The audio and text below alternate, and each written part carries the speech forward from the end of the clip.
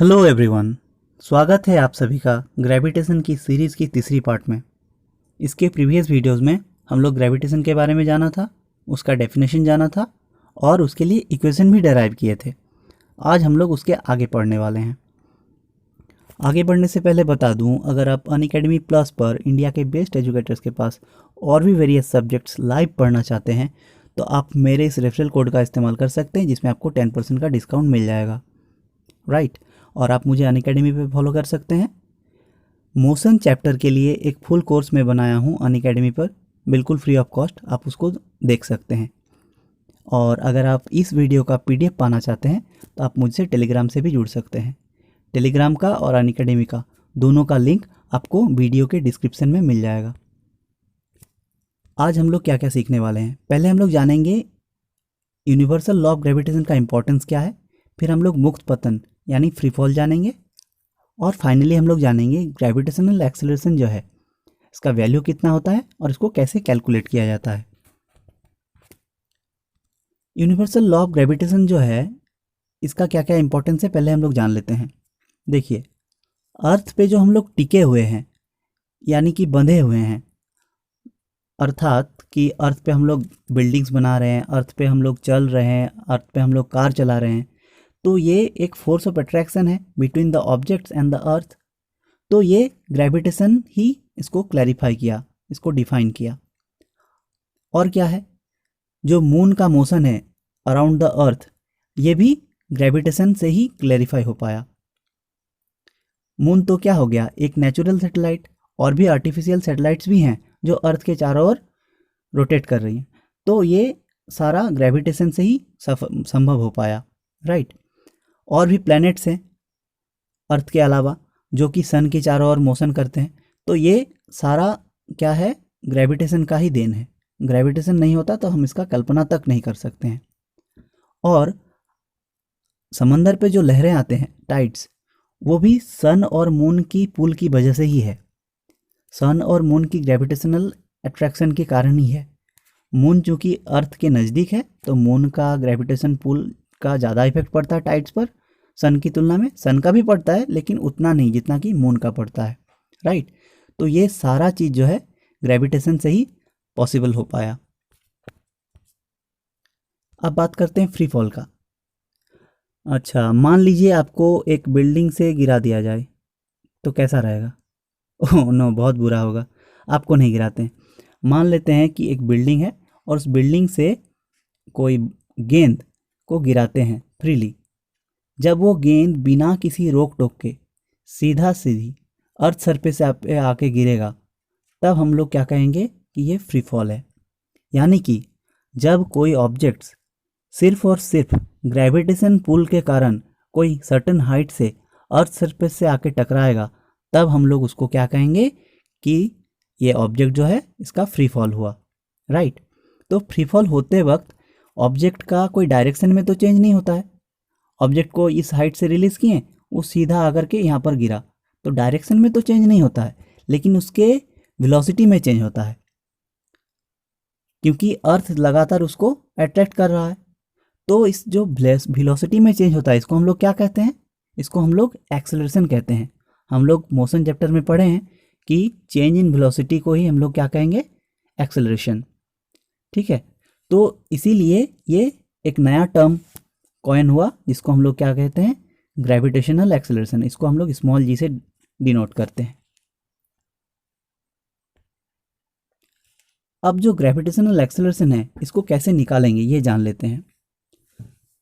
मान लीजिए ये अर्थ है, तो ये दोनों ऑब्जेक्ट के बीच की जो डिस्टेंस है वो मान लेते हैं d है, राइट।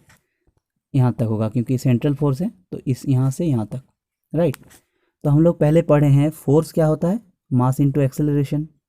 और अभी हम लोग जाने कि जो एक्सेलरेशन है जी भी क्या है, ग्रेविटेशनल एक्सेलरेशन। तो हम लोग फोर्स को mg भी लिख सकते हैं, मास मल्टीप्लाई ग्रेविटेशनल एक्सेलरेशन। तो ये जो दोनों ऑब्जेक्ट है, अर्थ और ये ऑब्जेक्ट, ये दोनों के बीच में जो ग्रेविटेशनल फोर्स लगेगा उसको हम लोग इस फॉर्मूला से कैलकुलेट कर सकते हैं। जी हो गया प्रोपोर्शनलिटी कांस्टेंट, एम हो गया mass of the earth, small M हो गया mass of the object, and D क्या हो गया, दोनों के बीच के डिस्टेंस, राइट। तो यहाँ से इस फॉर्मूला से अगर m और m कैंसिल आउट होगा तो क्या होगा, g equal to capital G m divided by D square. Right, इस तरह हम लोग g की वैल्यू निकाल सकते हैं। Let's take another example. मान लीजिए कि कोई लड़का यहाँ पर खड़ा है, राइट, लेट्स से राहुल या रोहित या राकेश। मैं सारा नाम आर से क्यों ले रहा हूँ पता नहीं, एनीवे मान लेते हैं यहाँ राहुल खड़ा है, राइट। तो हम लोग अब कैलकुलेट करेंगे राहुल और अर्थ के बीच में कितना ग्रेविटेशनल फोर्स लग रहा है, राइट। इसको कैसे कैलकुलेट करेंगे, इसको हम लोग जानते हैं कि force of laws of motion से फोर्स क्या होता है, अभी जाने force equal to M A होता है, और एम ए को हम लोग एम जी भी लिख सकते हैं, तो ये एफ हो गया, ठीक है। तो हम लोग जानते हैं कि अच्छा ये अर्थ है, तो अर्थ के मास को हम लोग ये, क्योंकि राहुल के मास से बहुत ज़्यादा है, ये राहुल है, ठीक है, तो इसको हम लोग कैपिटल एम लेते हैं अर्थ की मास को, और राहुल का मास जो है इसको स्मॉल एम लेते हैं, राइट। तो हम लोग जानते हैं कि product of the masses directly proportional, force किसके प्रोपोर्शनल होता है, product of the masses, mass of earth multiply mass of Rahul, right. और उसके बीच का जो डिस्टेंस है, अच्छा आप बताइए कि राहुल और अर्थ के बीच का डिस्टेंस कितना हुआ, आप कहोगे ये तो सरफेस के साथ चिपका हुआ है, मतलब जीरो डिस्टेंस। लेकिन एक बात ध्यान देनी है कि ये ग्रेविटेशनल फोर्स क्या होता है, सेंट्रल फोर्सेस होता है, तो हम लोग सेंटर से डिस्टेंस मेजर करेंगे, राइट। तो राहुल और अर्थ के सेंटर का बीच के डिस्टेंस को हम लोग क्या लिखते हैं, आर लिखते हैं, यानी radius of the earth, right. तो रेडियस ऑफ द अर्थ का स्क्वायर मतलब डिस्टेंस का स्क्वायर होता है, फॉर्मूला से जाने अभी, राइट। तो इस तरह हम लोग निकाल सकते हैं। यहाँ पर भी हम क्या देखेंगे कि जो यहाँ m है और ये m है कैंसिल आउट हो गया, तो g इक्वल टू क्या आ गया, capital G m by R square, right. तो इस तरह हम देखते हैं कि जो कैपिटल G है ये तो प्रोपोर्शनलिटी कांस्टेंट है, ये क्या है, एक कांस्टेंट है, मास ऑफ द अर्थ ये भी कांस्टेंट है, रेडियस ऑफ द अर्थ ये भी कांस्टेंट है। तो ये जब सारा कांस्टेंट है तो क्या स्मॉल g के लिए हम लोग एक कांस्टेंट नहीं निकाल सकते हैं, इसीलिए जो स्मॉल g है इसके लिए भी एक कांस्टेंट निकाला गया, राइट। इसको हम लोग देखेंगे इसकी वैल्यू कितना होता है। तो जब हम इस फॉर्मूला में capital G mass of the earth and radius of the अर्थ का वैल्यू पुट करेंगे और इसको कैलकुलेट करेंगे तो वैल्यू आएगा 9.8 मीटर पर सेकेंड स्क्वायर। ये मीटर पर सेकेंड स्क्वायर क्यों हुआ, ये एक्सेलरेशन है, राइट। और हम लोग इस प्रीवियस लेसन में जाने थे कि जो प्रोपोर्शनलिटी कांस्टेंट है उसका यूनिट इस तरह का क्यों आया, mass of the earth 6 × 10⁻24 kg और radius of the earth 6.4 × 10⁻6 metre. आप कमेंट में लिखिए ये किलोमीटर में कितना होगा, हम लोग ये मीटर में इसीलिए लिए क्योंकि हम लोग ऐसा यूनिट का इस्तेमाल करते हैं। अब बात करते हैं जी की जो वैल्यू है ये किस तरह वेरी करता है। देखिए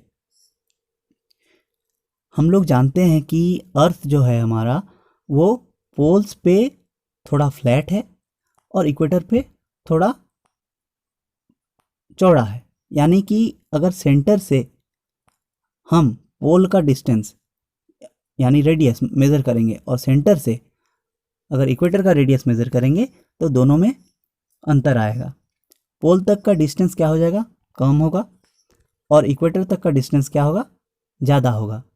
इसीलिए जब यहाँ पर रेडियस कम डालेंगे, मतलब पोल का रेडियस डालेंगे सेंटर से पोल तक का, तो कम रेडियस डालेंगे तो जी की वैल्यू क्या होगा, बढ़ जाएगा।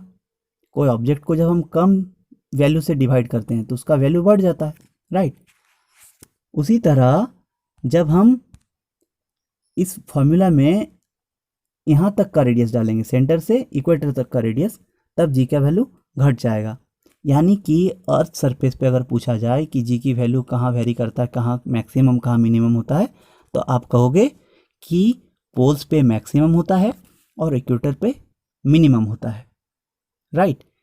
मिनिमम क्यों होता है यहाँ पर, क्योंकि यहाँ पर रेडियस बढ़ जाता है। अब सीधी सी बात है कि दो ऑब्जेक्ट्स के बीच में जब डिस्टेंस बढ़ेगी तो फोर्स घट जाएगा ना, क्योंकि ये इन्वर्सली प्रोपोर्शनल है और अभी स्क्वायर में भी है, इसीलिए यहाँ पर डिस्टेंस बढ़ जा रहा है तो फोर्स जो है घट जाएगा और यहाँ पर जी की वैल्यू भी घट जाएगा।